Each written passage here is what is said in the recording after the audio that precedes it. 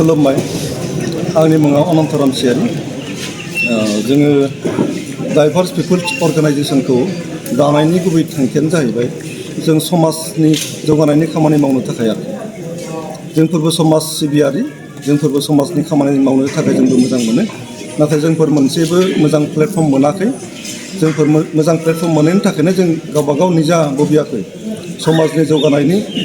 खामानि मावनो थाखाय जोङो बे डाइभार्स पिपल्स अर्गानाइजेशनखौ दानाय जादों मोनथाम बिथिङाव जों थांखि लानाय जादों मोनसे बिथिङानो जाहैबाय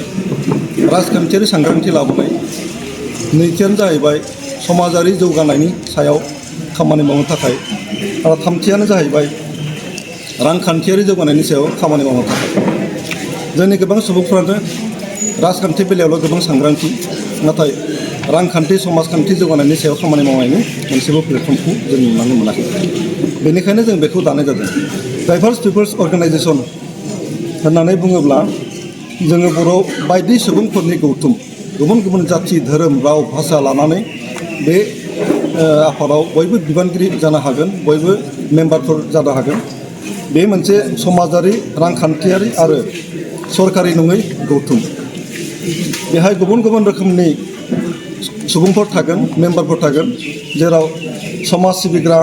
राजखान्थिनि मावथिगिरिफोर आबादारिफोर बेफार फालांगि खालामग्राफोर मिस्ट्रिफोर लेबार खालामनानै जाग्राफोर आरो आइजो माहारिफोर आरो गुबुन गुबुन बोराइ बेन्थ' सिनियर सिटिजेनफोर थिग बेफोरबादि गुबुन गुबुन सुबुंफोरनि थाखाय बे खामानि मावनो थांनाय जादों बेखौनो डाइभार्स पिपल्स होनना बुंनाय जादों आरो गुबुन गुबुन रोखोम हारिनि माने सुबुंफोरनि खामानि मावनो थाखाय आरो जोंहाबो मोनसे आफाद थागोन जाय आफादा माने सेन्ट्रेल कमिटि थागोन डिस्ट्रिक्ट कमिटि थागोन ब्लक कमिटि थागोन प्राइमारि कमिटि थागोन आरो भिलेज कमिटिफोर थागोन आरो जोङो दासिम बागानपारा समस्थियाव बागानपारा ब्लक कमिटि दानाय जाबाय आरो जोंहा बागानपारा समस्थिनि आन्दाराव 13टा प्राइमारिफोर दङ बेनिहाय जोङो 10टा प्राइमारिफोरखौ दानाय जादों आरो गुबुन गुबुन गामि आफादफोरखौ जों दानाय जादों आरो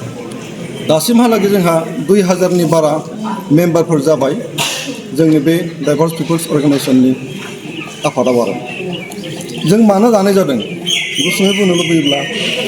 जों गोबां सुबुंफोर दङ जायफ्रा समाज सिबिनो लुबैयो खामानि मावनो लुबैयो आरो राजखान्थि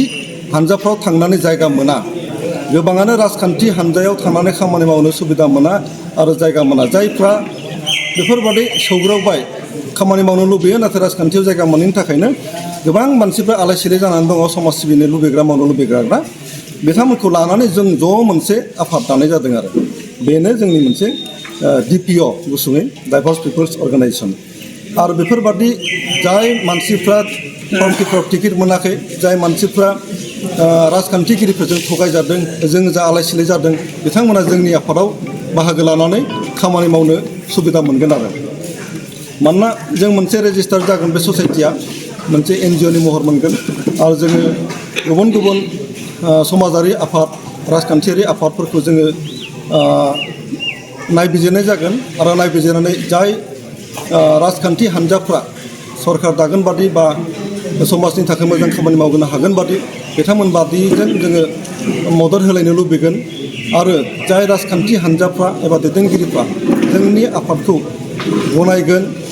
अनसायगोन आरो जोंनि आफादनि थांखिफोरखौ मदद होनो थाखाय